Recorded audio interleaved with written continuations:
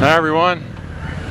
I was looking at Facebook the other day and my daughter posted something, one of these memes, that comes around other people kind of post on, and it talked about how, she got whooped as a kid. So the meme says, I got whooped as a kid and I turned out okay. And, talking about, corporal punishment and whipping your children and things like that. And I got to thinking, and I'm thinking, I don't ever remember whipping her.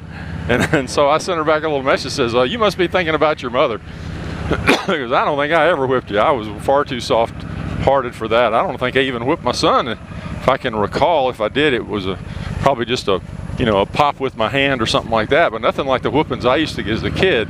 Now, I'm not going to be the old guy who tells you how he walked uphill to school in the barefoot in the snow both ways, but things were a little different when I was a kid, and people had different ideas on how you discipline your children, and whipping was a big part of it. One of the first stories my dad told me one time about when I was misbehaving, and I was, gosh, I don't know how old I must have been. I must have been just a real little chap.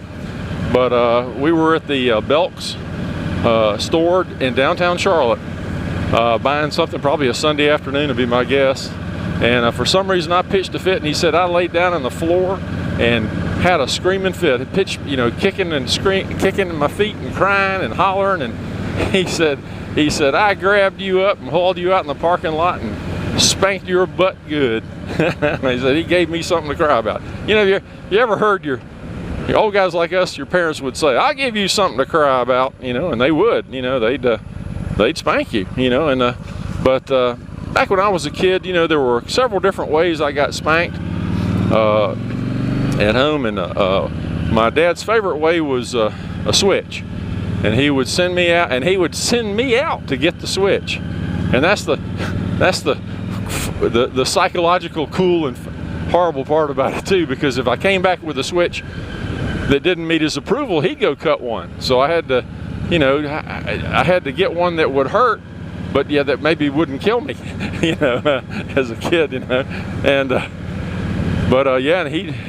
he'd switch my legs, and he'd switch my butt, and he'd switch my thighs and things like that, and he probably only hit me a couple times with it. And he didn't hit me hard, and never left a mark more than just a little red spot for a few minutes.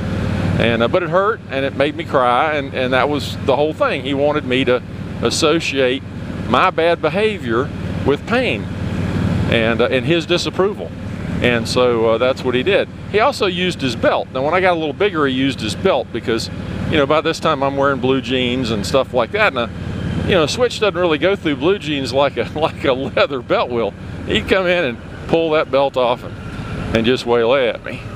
But I remember the last time my mother ever spanked me.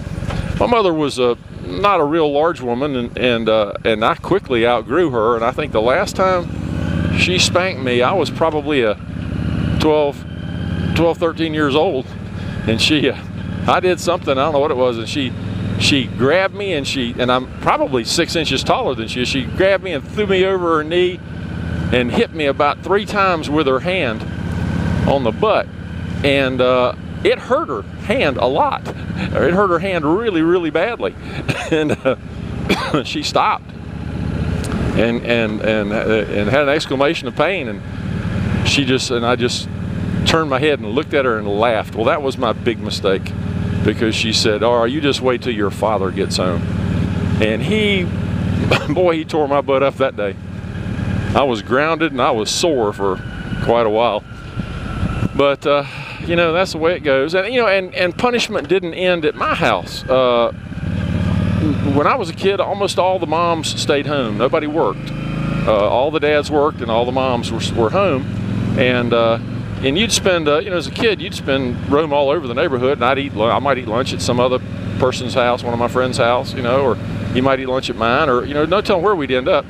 And every parent on the block had permission from our parents to whip us if we did something badly, and I got whipped more than once by a neighbor, so that's the way that goes too. And I'm not any worse for the wear.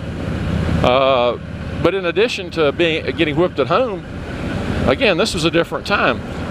In junior high school, I got in trouble one time. We had came to school after a snow day, and there was still some snow on the ground, and we got involved with a snowball fight. And if I've mentioned this before, I apologize, but we got in a snowball fight, and half of us were inside the music room and half of us were outside the music room. That's where we made our mistake. And we pretty much filled up the music room with snow. And I was playing on probably the junior varsity basketball team by then, and I remember the coaches were the ones who always doled out the punishment.